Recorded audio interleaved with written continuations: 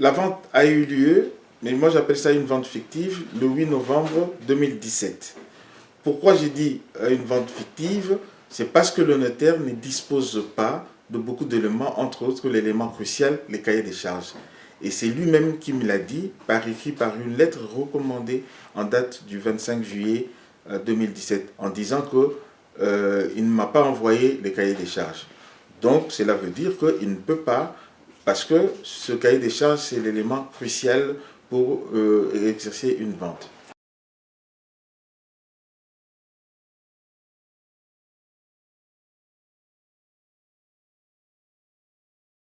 Le cahier de charges dans une vente tout court, c'est-à-dire ça doit comporter beaucoup d'éléments. C'est-à-dire c'est là où on va énumérer les créanciers, l'historique des créances, les noms et les adresses des créanciers, pourquoi vous êtes en arrivé là. Donc, alors à ce moment-là, c'est cet élément-là qui est au fait l'élément central.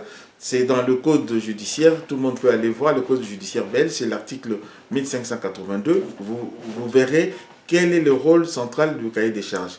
Donc le notaire, en date du 7 juillet, m'a adressé un courrier me disant qu'il avait une décision, entre parenthèses, de justice, qui lui demandait qu'il est désigné pour vendre ma maison. Donc moi j'ai fait ce qu'on appelle un contredit, qui est toujours repris dans cet article du code judiciaire, et avec ce contredit, lui va m'écrire le 25 en disant qu'il n'a pas de cahier des charges. Donc à ce moment-là, tout est dit. Mais il va au-delà de ça, en dépit du fait qu'il n'a pas de cahier des charges, il va faire une vente le 8 novembre 2017. C'est comme ça que nous nous attendions qu'il nous adresse un procès verbal de cette vente. Et qu'il a adressé un procès verbal. Et là aussi, il y a un autre problème, mais je ne vais pas énumérer, c'est-à-dire que le procès verbal doit aussi mettre beaucoup de choses sur un article du Code judiciaire, mais je ne vais pas insister sur cet article. Oui. Et nous, maintenant, nous avons introduit une citation depuis le 12 décembre ici, au tribunal de première instance pour annulation de cette vente illégale. Donc la procédure est prévue pour le 25 janvier et c'est là où on va commencer les débats.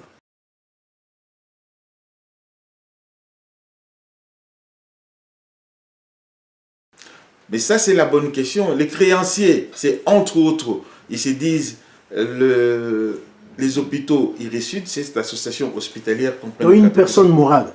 Une personne morale. Or, depuis le début de cette affaire, donc l'avocat ou les avocats de la partie adverse des hôpitaux n'ont pas un mandat de représentation pour aller en justice avec cette personne morale. Parce qu'ils doivent représenter la personne morale, c'est-à-dire le conseil d'administration.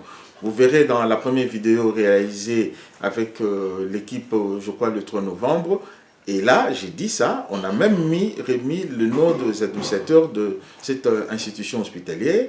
Et depuis le début de l'affaire, il n'y a pas de conseil d'administration.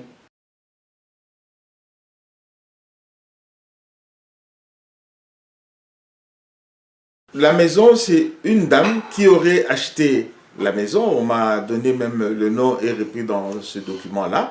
Et donc, c'est comme ça que nous allons en annulation de cette vente publique forcée et on va exhiber tous les éléments que nous avons en notre faveur.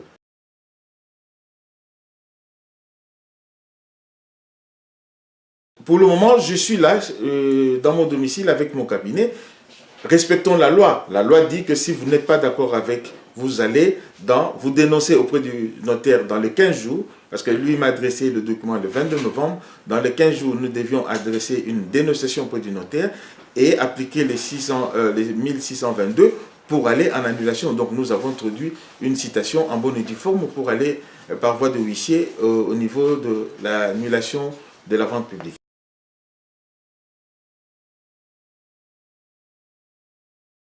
En principe, ça suspend tout. Si on est dans un état de droit, parce que vous vous souviendrez que début août jusqu'au 6 novembre, j'ai eu des visites tous les samedis et tous les lundis pendant 2 heures et avec les forces de l'ordre.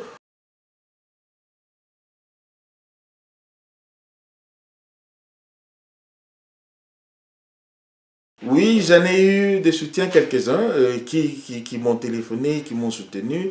Il y a même un de ma commune qui s'est présenté lors de cette vente que j'appelle vente fictive. Il était même là, donc de ce côté-là, il n'y a pas de problème. Moi, je demande que les règles et la constitution d'un état de droit soient respectées. Et c'est comme ça que je suis tout à fait d'accord avec la vulgarisation. À ce moment-là, tout sera mis sur la place publique et les gens comprendront que je suis victime d'une spoliation. Parce que j'estime qu'un notaire, s'il voit des irrégularités, puisqu'il y en a, il a l'article 29 du Code d'instruction criminelle, donc il peut l'appliquer pour aller saisir le parquet, donc le procureur du roi. C'est-à-dire que c'est comme ça que moi, je veux que cette affaire soit vulgarisée, que tout le monde soit conscient.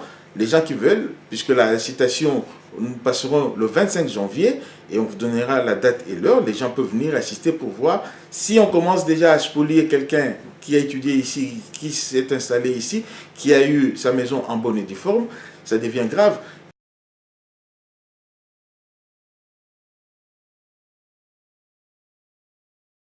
Le 6 décembre, je reçois une lettre de la banque par la Banque nationale de Belgique, par un chef de section et de division, donc 2 employés de la banque, qui m'écrivent en disant que il y a la banque où j'ai un crédit, ils ont mis le numéro du crédit, mais c'est là où j'ai les crédits hypothéqués, que non, cette banque-là leur a donné l'information comme quoi j'étais irrégulier dans mes paiements.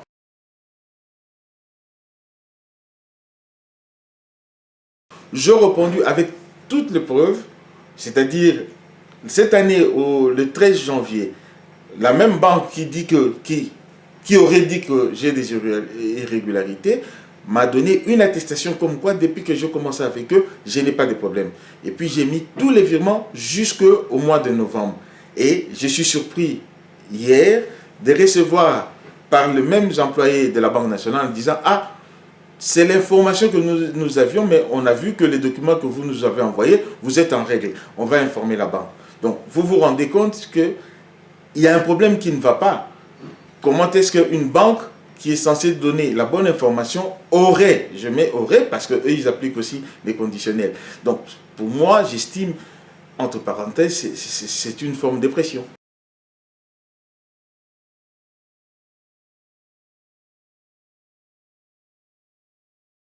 Bon, je me dis, comme je le dis toujours, déjà dans l'interview précédente, j'ai fustigé le fait que toutes mes décisions depuis le début n'ont jamais bénéficié d'un prononcé public. Ça, c'est pas moi, c'est l'article 149 de la Constitution. Cet article date de 1831 qui dit clairement que tout jugement est motivé et il est prononcé en audience publique. Or, aucune de mes décisions n'a été prononcée en séance publique. Donc, ça pose déjà un souci. Deuxièmement, je vois un notaire qui est un officier ministériel qui voit des irrégularités dans un dossier et on lui a dit, on lui a montré, et lui-même, dans une lettre recommandée, il écrit noir sur blanc que voilà, il n'y a pas de cahier de charges, mais il va réaliser une vente. Et de l'autre côté, vous voyez maintenant la Banque nationale de Belgique qui rentre dans la danse. Il y a un souci. Et pourquoi ne pas évoquer ça, qu'il y aurait un complot quelque part ou bien il y avait un complot, on faisait ça pour des gens. Bon, moi je suis tombé parmi ces victimes, comme on dit.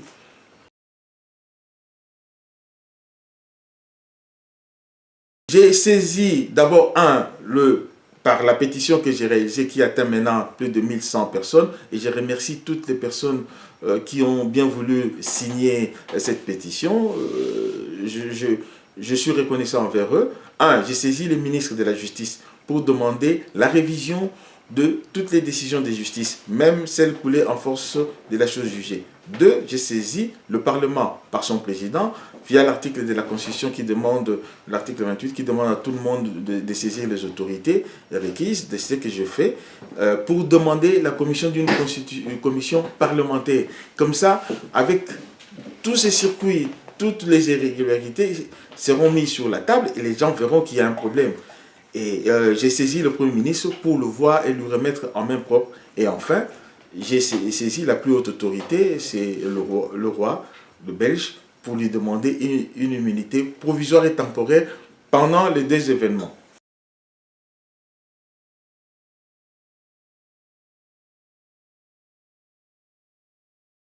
J'attends la procédure. Dans l'autre temps, j'attends aussi les réponses des autorités. Je leur ai écrit en bonne et due forme et j'attends.